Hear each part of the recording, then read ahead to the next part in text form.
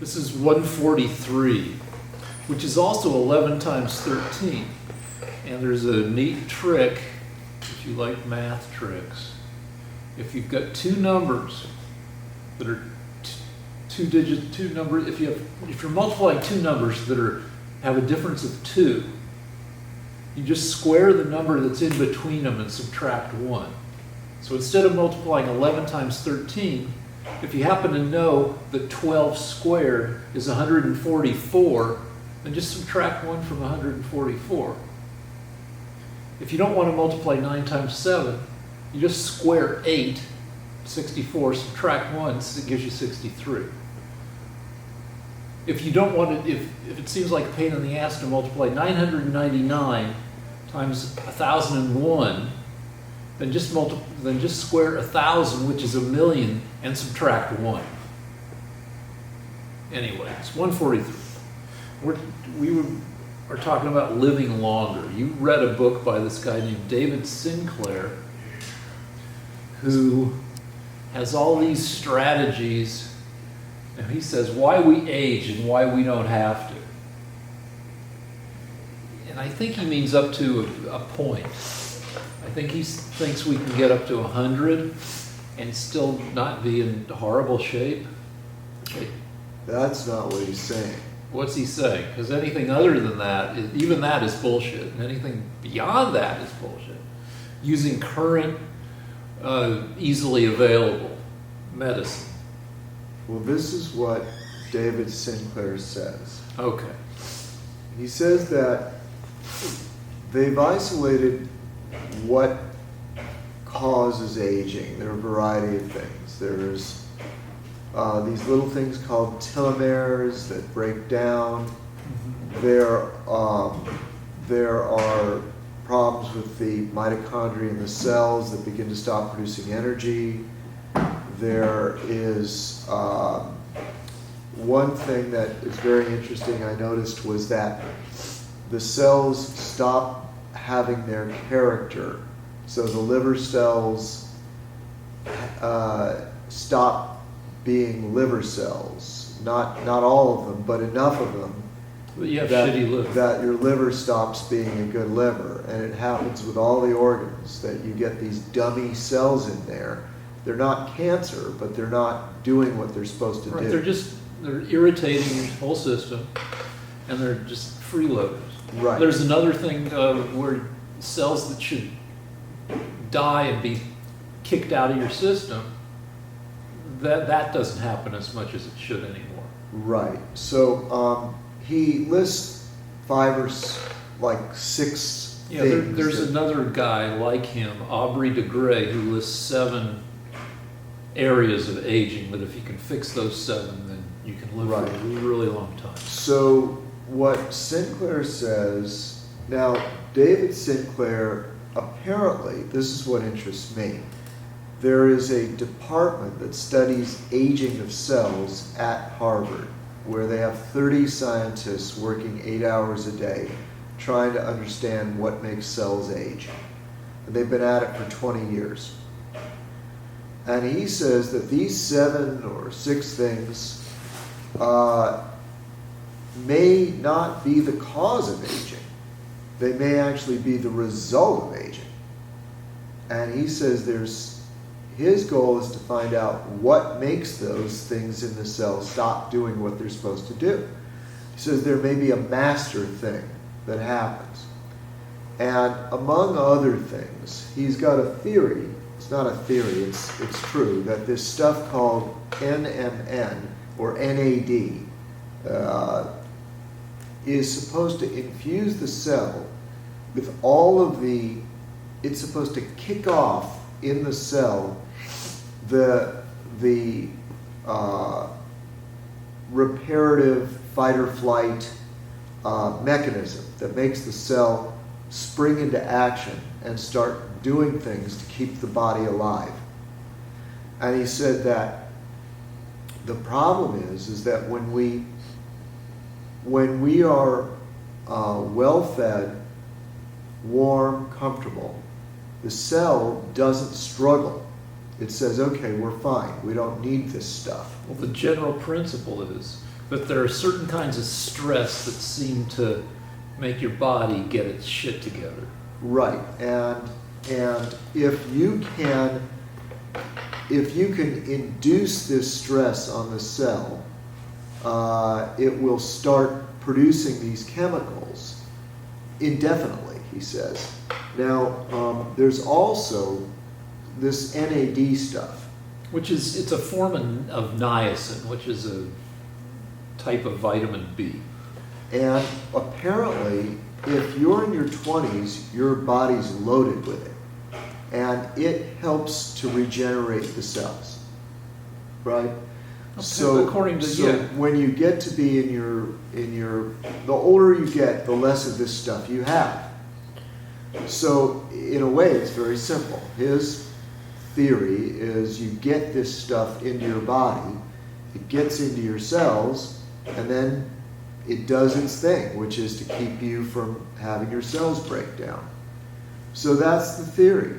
All right, Now, on page 304 of this book, he has what he does to avoid this happening. let's go over And what there he are a does. variety of supplements that he takes. Here it is. You can read them yourself. Do you want to shut the camera off? No, I'll read them, and then, because I know about most of these, and I can talk about the pluses and minuses of each of them.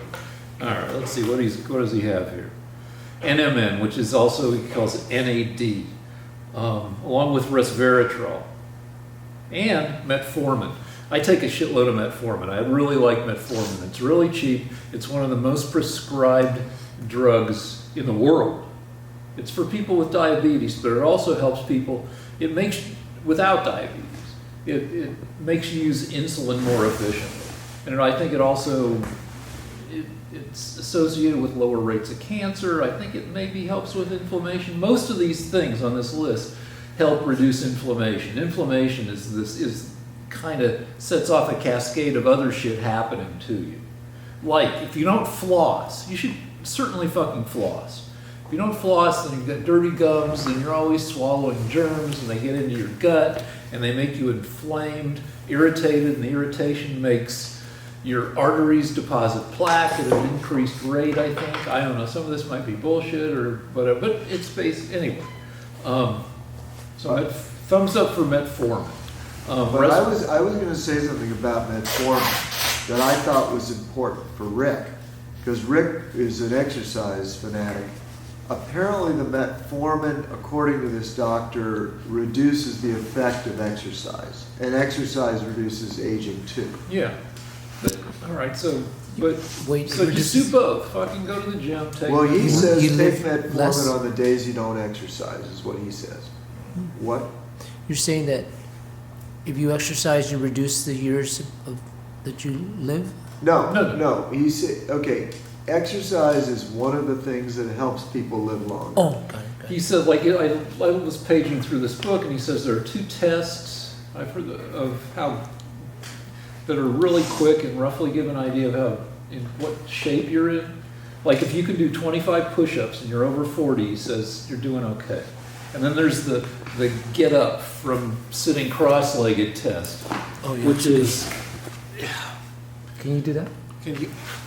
Whoa, that's really good. that's fair, because, I mean, young people, if you can get up without pushing your hands onto the floor, then you're doing okay. Can you do that, Does it have Lance? to do with whether you're wearing shoes or not? No. Oh, okay. You wanna Well, try I'll give it a this? shot. I don't know if this is that interesting to people, but Well, think it's it's old guys trying to get cross-legged. up. No. You got to stay crossed. Stay crossed? Yep. Well, then I got like a B on the test. Like that. Be able to get up like that. Well, how do you? You can get up like that, but You got to throw yourself forward and then push yourself up. Oh, I guess I'm just not smart enough to do this. Can't do it. All right. Well, There's that. Rick, can you do that one more time? Do it the Yeah, right I way. didn't then? do that great, but we'll try it again. But you got to stay crossed and like keep it, and then get up from there.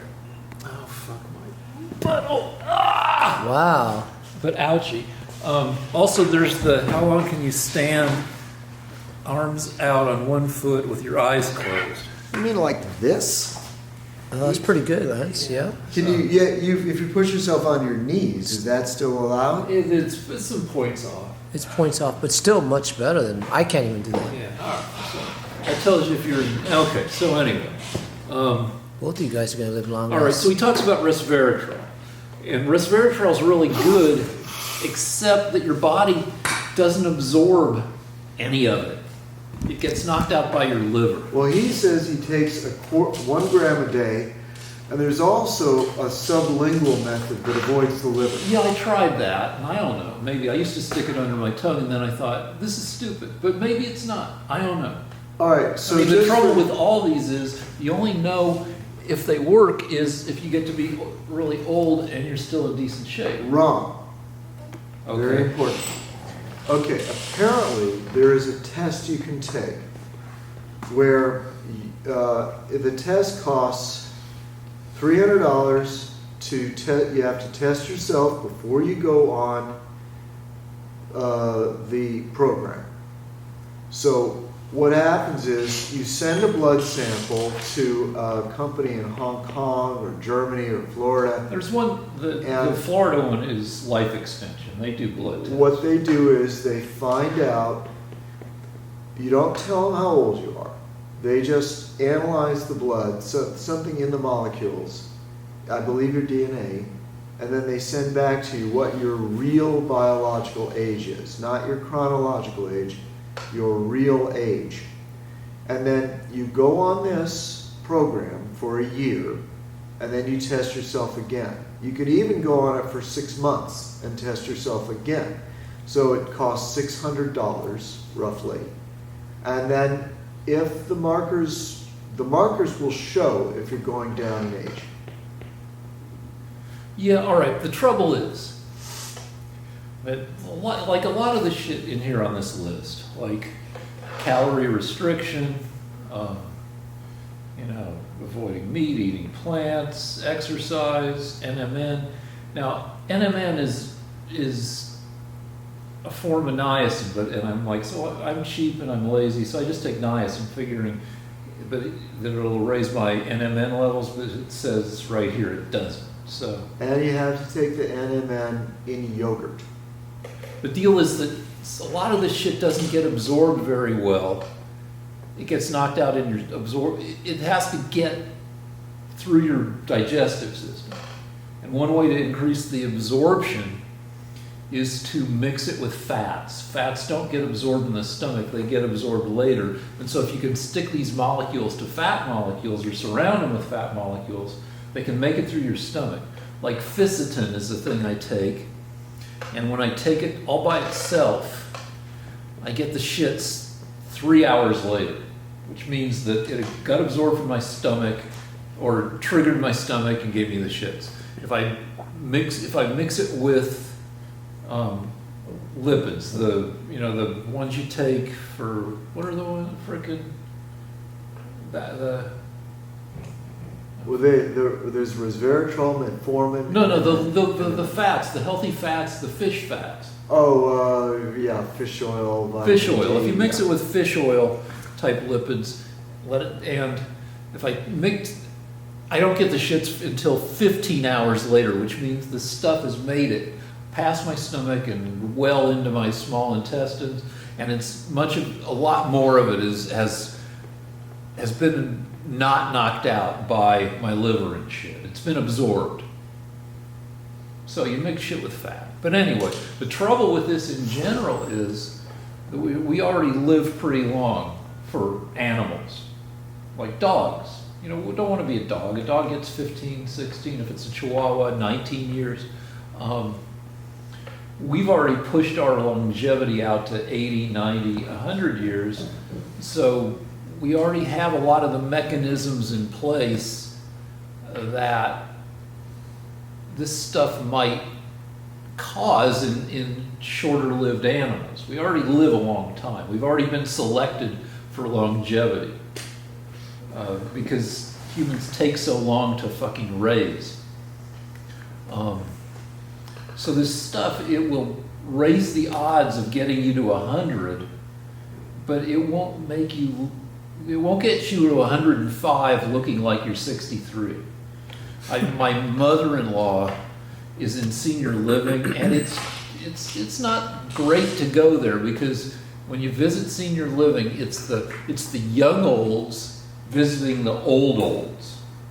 People in their late 50s and early 60s visiting their parents who are in their 80s, and if they're lucky, their 90s. And the people in their 80s and 90s, it's rare that they're not fucked up. All right. Well, what this guy is talking about, and what the scientists are trying to do, is to make it so that you live. They want to find out what makes people age. Yeah. Then their belief is that they can reverse aging, and that's the goal of all these studies. Yeah, and they will be able to a large extent, in 2040. Maybe even sometime in the 2030s, when this shit, all their research is turned into effective drugs. Now we've got a bunch of drugs that are semi-effective that might slow it down, so you might be able to get, if you were really conscientious and did everything that he recommends, and also followed the new shit, you might be able to get into your 80s and look like somebody who is in his or her early 70s. And if you were really good, maybe you could, get to 88 and look like you were, kind of a fucked up 68. Okay, Rick might be right, But if you can and get, David Sinclair may be making this up, but He's not he says you can actually be in your 50s chronologically, but actually biologically be in your 30s. yeah, probably so, but it doesn't mean you're going to get to live to 125. Okay, I am not saying that I believe this guy, but he says that they've been able to reverse aging. Well, it's people like in him. In lab animals. Yeah, lab animals who don't, they use mice that live for 2 years. And they've gone up to monkeys. Yeah, but still, monkeys, have they made a monkey that lives 30 years longer than Mr. Average Monkey? I believe that's kind of sort of what they're up to. Yeah. I don't know. And they're all, I mean, the thing is that his greatest accomplishment was they were able to inject this stuff, these, I think it's the NMN, Yeah. or NAD. NAD is related to NMN. And this stuff, NMN, they somehow used it on a blind rat. And it regenerated the optical nerve. And it also got better heart. All right, so it was able to see, they gave it its sight back. All right, the key word in your sentence was they injected it. Somehow they got it in there, yeah. A lot of this shit doesn't work great unless you inject it.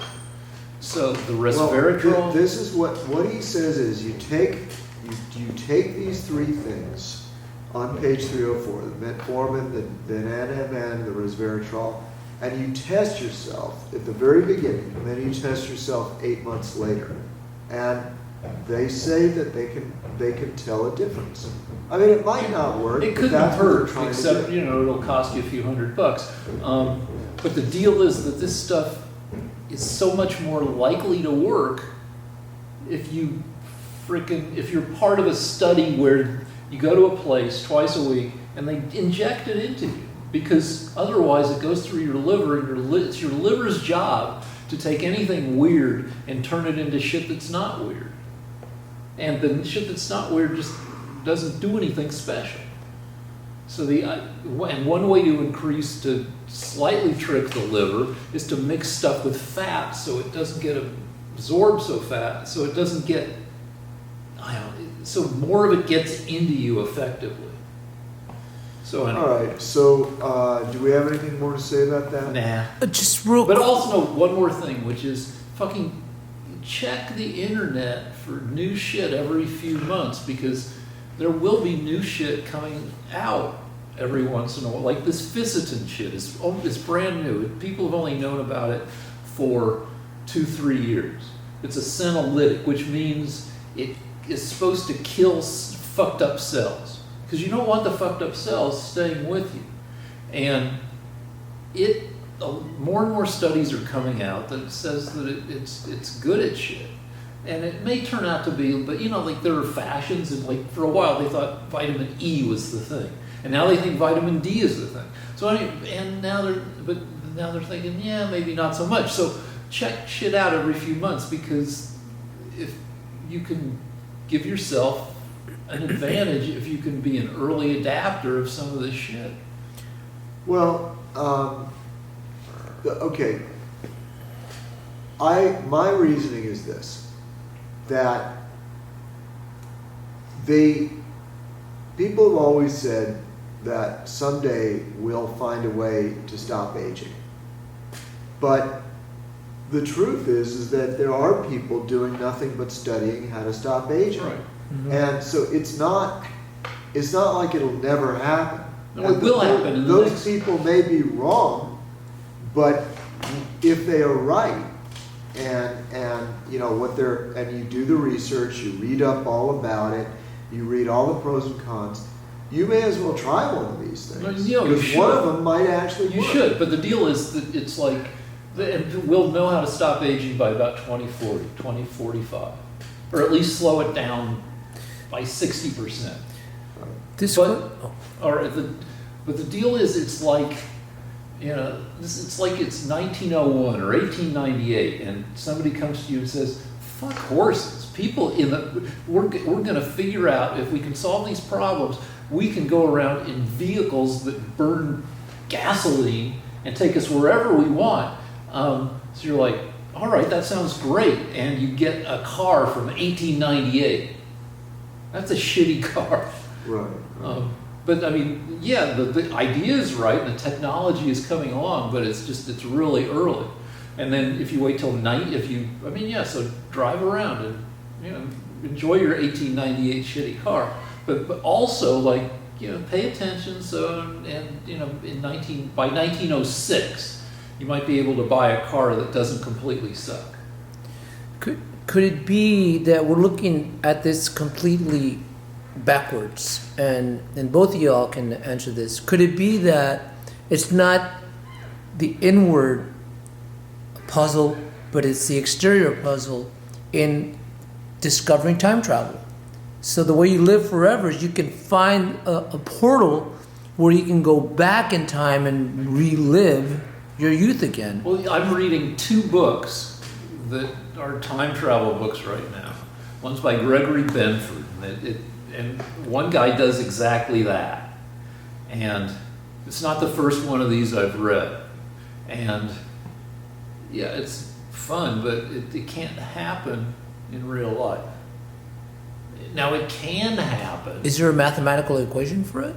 Well, the deal is, yeah, there's a math to it. If you can replicate your consciousness, which is going to take some super high-tech shit that's going to take 100 years, maybe 80 years, then you can put yourself in whatever, and you can make all your wishes come true. You can fuck all the girls you wanted to fuck in high school who told you to fuck off, in some kind of weird, Matrix-like construction where you get to do whatever you want. But that's 80 years away. You can make yourself 22 again. You can make yourself, whatever. You can make yourself 14 feet tall. But, you can do it now with Second Life, but do people even do Second Life anymore? That's the app, or whatever you want to call it, where you design a body for yourself and you walk around some weird, shitty cyberspace environment, and you talk to other people who've made little fucking dolls of themselves, and it's no good because it doesn't feel real at all. But eventually there'll be technology where you can do that, and at that point you can fake science, you can fake time travel sufficiently. You can go wherever you want, be whoever you want. A lot of people will. So before we move, there was a comment that Lance looks like and acts like Bobby Fischer. Who said that? I didn't read that. Yeah, it was a recent comment. Oh, And so I kind of, if you can talk a little bit about anything about Bobby Fischer. And then secondly, I think Lance looks like Robert Downey Jr., quite frankly. There's people that say Lance looks like Manafort, Paul Manafort. Lance has this like beautiful photogenic face that he looks like a lot of celebrities.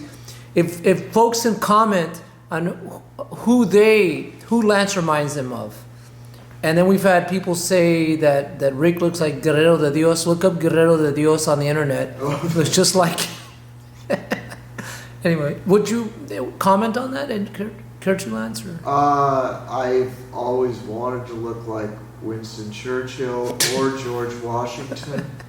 But okay, Robert Downey Jr. Before he got his nose broken in prison or after, because I've always felt that he was most beautiful before the drug addiction. Mm-hmm. But I admire the guy for coming back. So anyway, go ahead.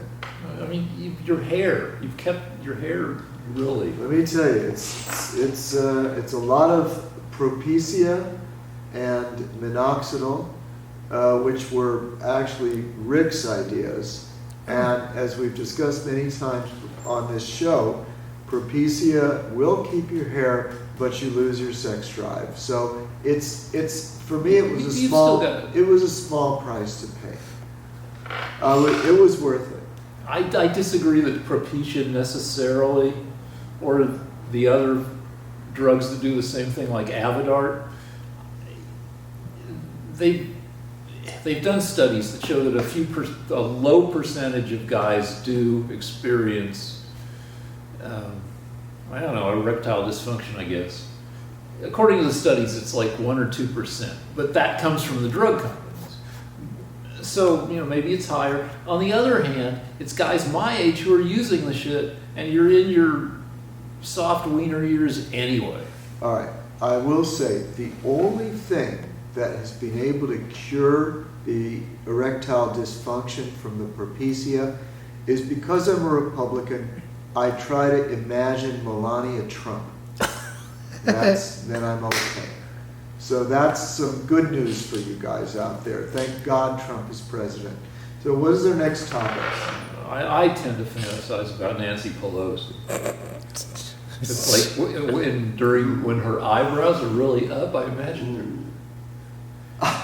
like she sees something coming at her. Well, no, like every 6 months at 10, I don't know, she gets some Botox or something, because her eyebrows, every once in a while she gets something done that really cranks her eyebrows up, and then they slowly lower down to a more reasonable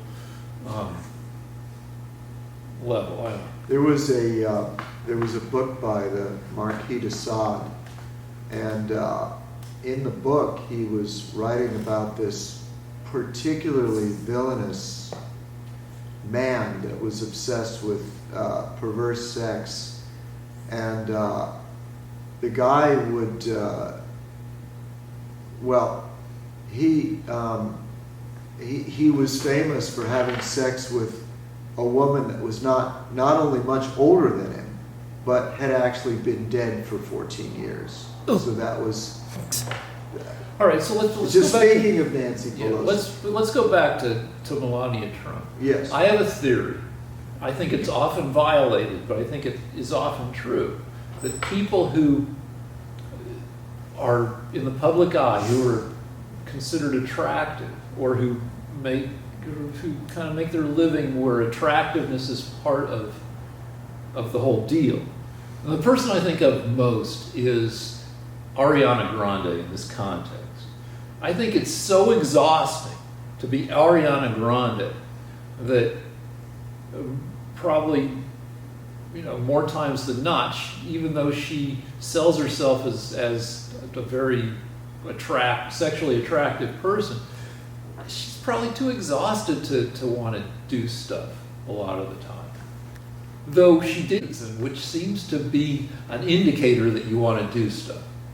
Who's Pete Davidson? Pete Davidson is an SNL comedian who people think he looks not hot enough as a guy to get all the women that he's got. Right now he's going out with Cindy Crawford's daughter. And before that he was going out with Kate Beckinsale. Before that he was engaged to Ariana Grande. Wow. And so maybe it's not true for Ariana. I just feel like what it would take, the discipline and the scheduling. I feel like imagine what Melania Trump's day is like. It must have so many frustrations in it that I don't think she wants to do it much of the time. All right. I think she just wants to go to bed with maybe put those frickin' eye shades over and block out the world. All right, this is my theory. It depends on the woman's psychology. And I'll tell you what I mean by that. There are women out there, for you younger viewers, this is something you need to hear. There are women out there who are, no matter what kind of a day they've had, are always willing to say yes. Because it's just, that's part of their life. Their psychological makeup is they want to have sex often. And there are other women out there where if they have to make 2 phone calls and get a pedicure, that's it. They're too overwhelmed and their minds have gone to I just can't have sex. I'm too exhausted. I'm too focused on other things. So I really think it depends on the woman, and they vary a lot more than men do. So you're bringing up gender difference. And I also think that men, basically, if we're not exhausted, if we're not tired, then we're pretty much okay. We want to go ahead. Yeah. So long as we're not exhausted or overwhelmed with some kind of problem. Or even if we are, it's like an escape. Okay. So you brought up a gender difference. Yes. And there's this guy, a conservative guy, beloved by many conservatives, named Charles Murray, who co-wrote a controversial book, probably 35 years ago now, 30 years ago, a long time ago, called The Bell Curve. And he's written books on the same themes since, and he's just came out with a new book called Human Diversity that is stirring up the same controversies. Charles Murray believes that liberals believe that gender is a construct. That is, that that liberals think that there's really no difference between boys and girls. That if you give girls soldiers to play with, and boys, a sewing machine to play with, that everybody will be cool with that. That's his interpretation of what liberals think. Also that there's no such thing as race, no differences among the races, and that class is simply a reflection of wealth. And he's saying this is what liberals think. Yes. Okay. Which obviously is a simplification and inaccurate. But he believes, he writes books that present evidence that there are big differences between men and women, that there are differences in abilities and attitudes among the various races. And I don't know the deal about class and stuff, but then that's one theme of his books. And then the theme that goes with it is, because of these big differences among races and between sexes, certain things you try to make things better, certain things that liberals are in love with, are doomed to fail. And I'm of being a liberal and having a lot of experience with IQ. I don't buy a lot of his arguments. He's been criticized for cherry picking the studies that he uses, that often these studies are kind of done in cahoots with conservative, right-leaning organizations, and that I buy that. I'm not so convinced that IQ is that clean a measure of intelligence, and that it's culture fair. Culture fair means that you could take somebody from the Serengeti, who hasn't seen anything more technologically complicated than a stick, and test them versus, somebody from Santa Monica, and a culture fair test would, if they had the same native intelligence, they would score the same on this test. And there's no test that does that. Well, okay. Now you may say, well, why does it even matter? And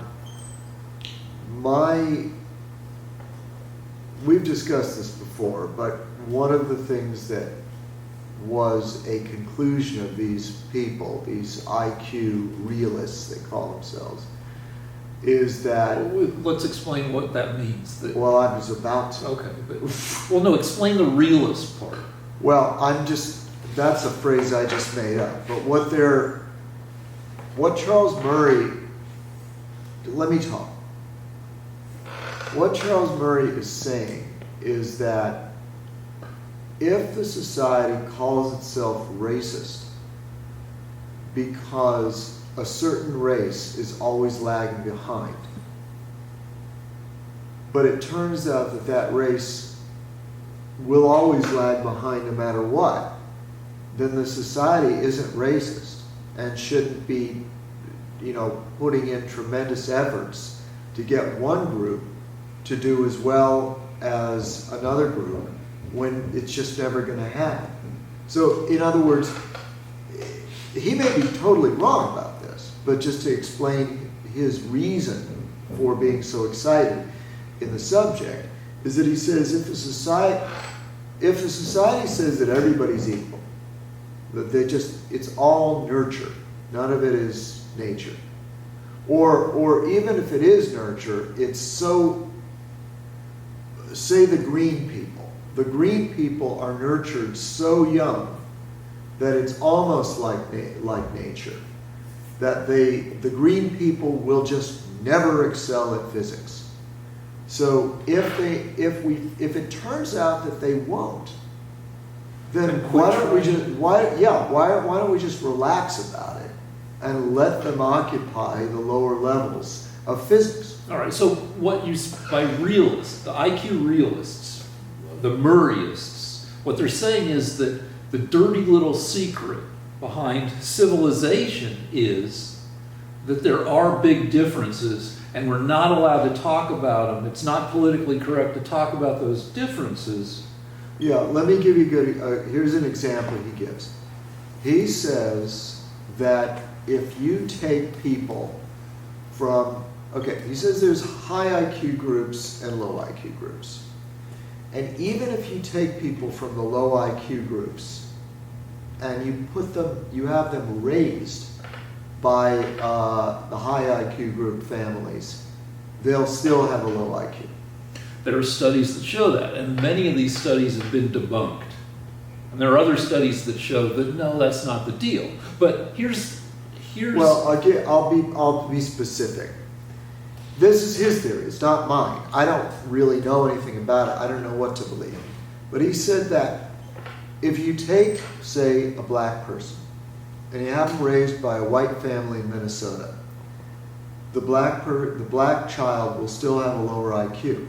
However, than the white family. However, if the white family imports a kid from Korea, the Korean kid will end up with a higher IQ than the white family. So in other words, he's not saying that the white people are smarter. He's saying that the white people are in the middle, that actually Asians are smarter. Yeah, and the one trouble with these studies, there was a famous twin study that just got entirely thrown out because the guy made up all the numbers. Oh. None of the twins existed. Oh. But that one was like from 50 years ago. Okay. But it was seminal in its time until it was found out he made up the whole fucking thing. But one thing that he's criticized for is that he cherry picks the studies. And that for every study that shows that Joe Korean ends up smarter than Jane African American, there's another study that shows the opposite, that shows that no, that's not the deal. Okay. Man, I'll just go from my personal experience. I taught myself how to get really good at IQ tests because I'm a fucking loser who needed something to be really good at, and it couldn't be sports. I was a stay inside at recess kid. Whenever I could, I would try to stay inside while everybody else was out on the playground and read, because I didn't want to get made fun of. It's an No one industrial. can hear it. Just It's go ahead. my car's part of it. You're Okay. So I believe, I know from personal experience that all these tests that are supposed to measure your native ability are teachable. The people I've taught, the people who've agreed to let me teach them how to, not that many people, but a few people have agreed, to let me teach them how to score better on IQ type tests, have gotten much better through practice. You can teach the shit. So that's thing one. Thing two is, let me ask you. Yeah, but how many people are practicing these IQ tests? That doesn't really prove anything. Well, a lot of kids pay a lot of money to get better at the SAT and the ACT. And the SAT, at least, is very much an IQ test. The ACT is more, what have you learned in school? But still, the tests are freaking teachable. IQ test or not, you can teach the skills. Where did you learn these skills? From taking a bunch of IQ tests. Now, also because I grew up in the era of everybody really believing in IQ, and I was given a lot of tests. One, well, my parents went out of town. They left me with a really scary babysitter in first grade. And when they came back, I was spinning in circles and chanting to God. And they were like, what the fuck? And so they took me to a psychiatrist to diagnose me. And among the tests was an IQ test. And then I was tested in school, and I was tested, I got an extra test to see if I was going to get bumped up a grade, and they said, yeah, we could do it, but then they watched me on the playground and saw that I was friendless, and they're like, no, we're not going to fuck him further by making him even more miserable among kids who were another year older. And then my school was across the street from the University of Colorado, and the largest department at the university was psychology. So if some person's master's thesis involved trying to come up with a new type of intelligence test, they needed kids to take it, so I and the other kids who like taking these tests would get pulled out of class to take extra IQ tests. So I was given a lot of tests. Okay. And that's practice.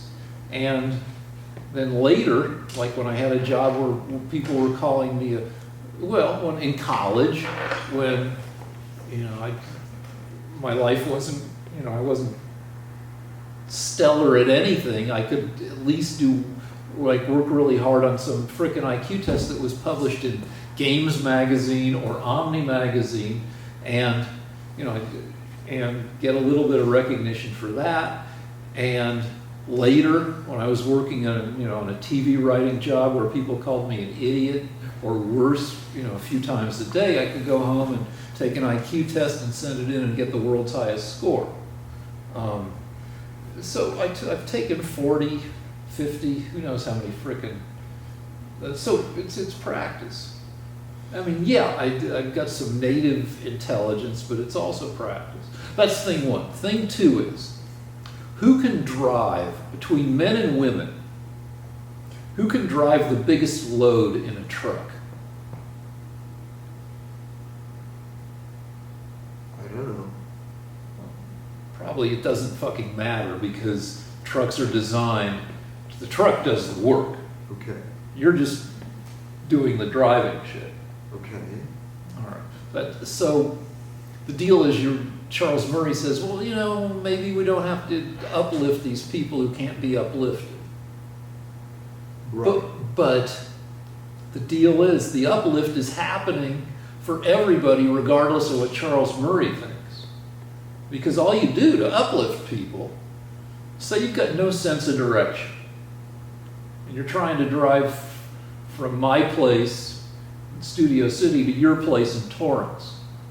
How do I get there? Well, some people could be like, well, all right, the sun's over here, and so that means, and it's morning, so that means I've got to get the sun over, I got to get, this is the way to go. And, you know, or somebody is really good at reading maps, and they get a Thomas Guide. The Thomas Guide was this big book of maps people used to have. Or you can just fucking use Waze or any of the other Google Maps, and everybody is now a driving genius. Because you just hit a button on your phone.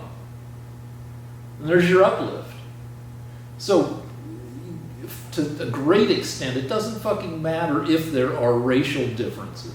Because we're all walking around in those fucking suits from Alien that help you defeat the fucking alien.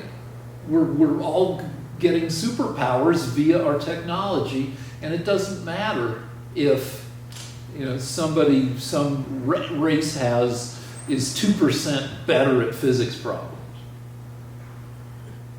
Okay. Okay, and there's one more thing, which is, you know, there is a definite average size difference between men and women.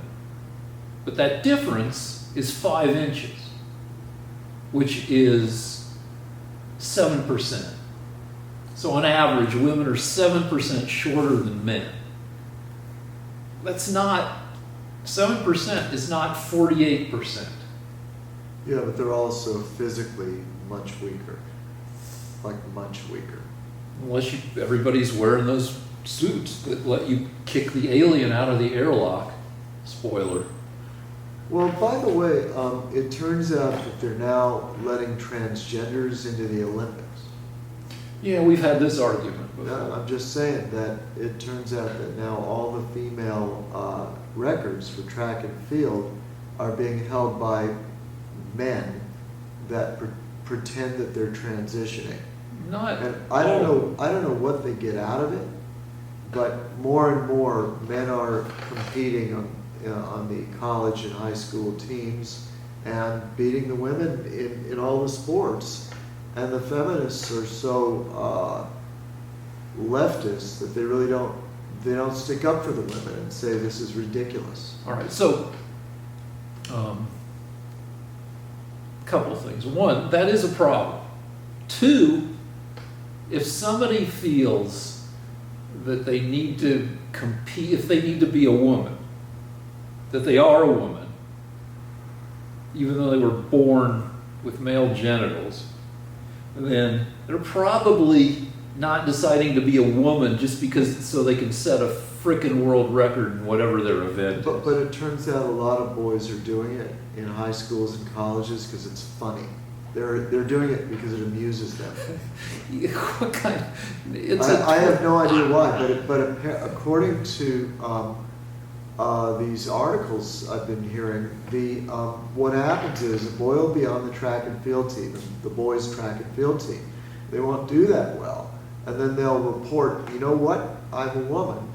I'm transitioning to being a woman, and then 3 weeks later, they'll compete against the women and they'll win first place. And this is happening all over the country. That was a Johnny Knoxville movie where he pretended to be retarded to compete Okay. to win the Special Olympics. No, but well, that's a moderate interest. Well, I mean, what do you think about this, Rick? I think it's bullshit. I think that No, but I mean, do you think it should be stopped, or do you think this is just great because you're really down there with the transgenders? well, I think it's a problem that